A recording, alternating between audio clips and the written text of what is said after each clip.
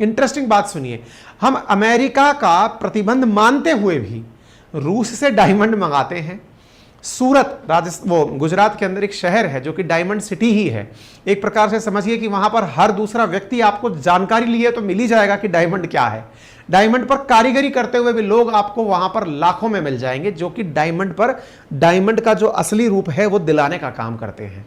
और भारत उस refined diamond को, यानी कि रॉ मटेरियल रूस से लिया और उसे रिफाइन करके महंगे दामों पर अमेरिका बेचने का काम भी इंडिया ने ही किया। अब आप सोचकर देखिए, तेल बैन था, हमने तेल मंगाया, यूरोप को पिलाया। हमारे पास डायमंड बैन थे, हमने रूस से डायमंड खरीदा, उसको बढ़िया से उसको कारीगरी के साथ में उसको बिल्कुल काश्तकारी रूप दिया और जाकर के अमेरिका को बेचा। हमने दोनों ही तरीके से प्रतिबंधों को बाईपास कर दिया। लेकिन हर चीज की अति होती है, तभी ये सुर्खी निकल कर आती है।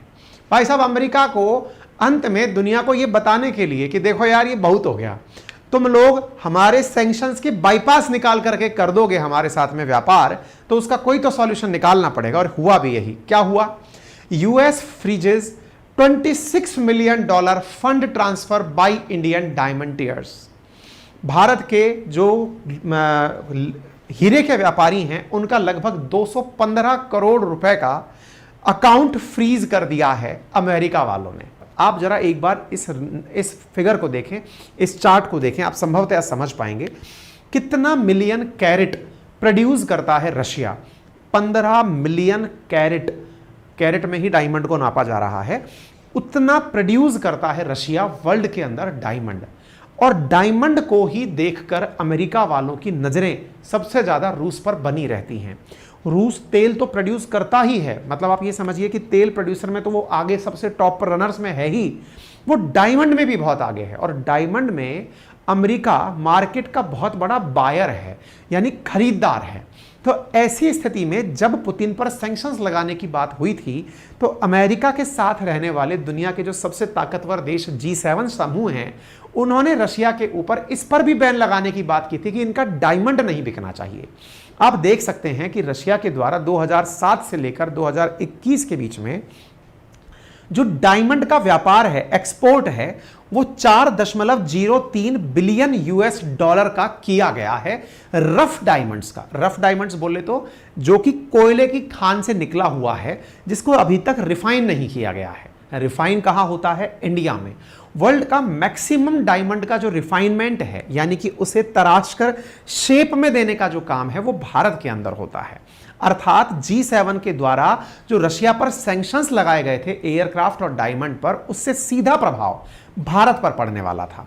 जब ये सैंक्शंस लगे तो संभावना व्यक्त की गई कि लगभग 1 मिलियन जॉब, लगभग 10 लाख लोगों के रोजगार डायरेक्टली इस सैंक्शन की वजह से छिन जाएंगे भारत में, क्योंकि रूस से कच्चा माल मंगाकर उन्हें सही रूप देकर विदेश में बेचने का काम भारत के लोग करते हैं।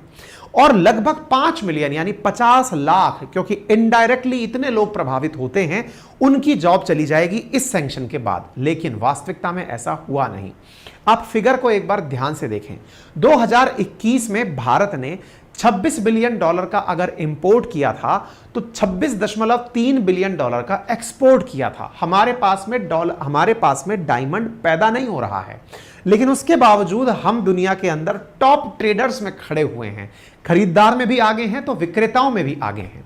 और दुनिया के अंदर जितना भी रशियन डायमंड खरीदा जाता है, उसमें अधिकांश डायमंड इंडिया द्वारा खरीदा जाता है, क्योंकि उसकी कटिंग और पॉलिशिंग होकर के सूरत के अंदर उसे अमेरिका को बेच दिया जाता है। 90% डायमंड दुनिया का इंडिया में प्रोसेस होता है।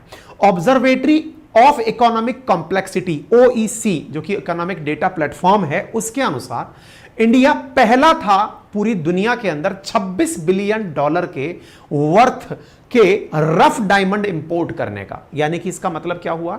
रफ डायमंड्स का मतलब हुआ जिनको फिनिश नहीं किया गया है।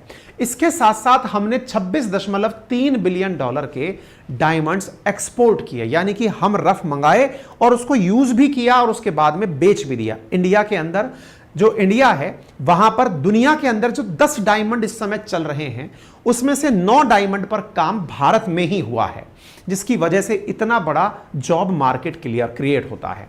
इंडिया 10.2 बिलियन डॉलर का डायमंड यूएस अकेले को बेच दिया वर्ष 2021 में। यानी डायमंड के जो हमसे खरीदार हैं उनमें सबसे आगे अमेरिका है। आपके दिमाग में एक बड़ा प्रश्न बनेगा, सर एक बात बताइए, अमेरिका वाले डायमंड का क्या करेंगे? जैसे हमारे देश में महिलाओं को आभूषण पहनने का शौक है, क्या अमेरिका में भी है क्या? निश्चित ही है, महिलाओं को आभूषण पहनना, पुरुषों को पहनना कहीं ना कहीं तो शौक है ही। इसके अलावा भी पैसा जिनके पास ज्यादा होता है उसको लिमिटेड करने का तरीका भी डायमंड होता है। आपके पास करोड़ों रुपया है, आपको रखने के नाम पर बड़ी सी अलमारी रखनी पड़ेगी कि भैया रुपया रखना है।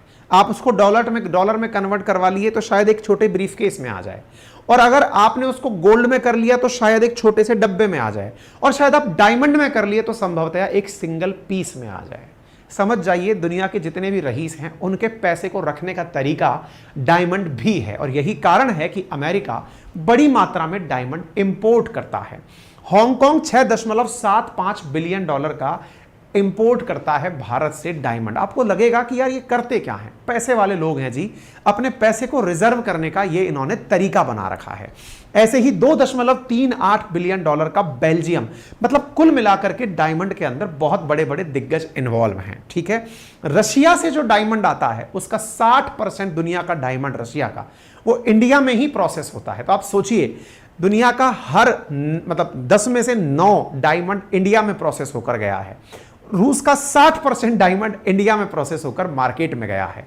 तो ये तो निश्चित है कि अगर इंडिया का डायमंड मार्केट सरवाइव कर रहा है तो इसका मतलब ये तय है कि भारत ने रूस से बड़ी मात्रा में डायमंड मंगाना आज भी जारी रखा है।